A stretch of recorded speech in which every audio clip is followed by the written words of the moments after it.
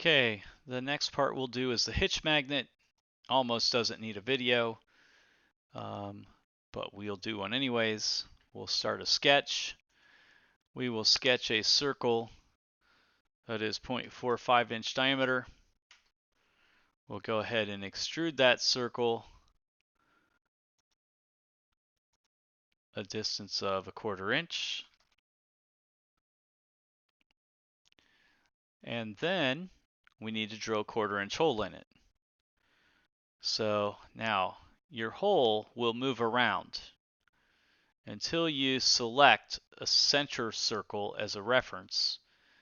And the last hole we drilled might have been threaded. We want to make sure we have a simple hole, and we want to do a distance that we're going to drill from one side to the other.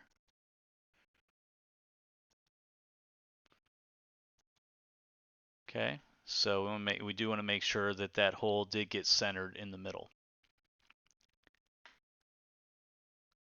And that's the hitch magnet.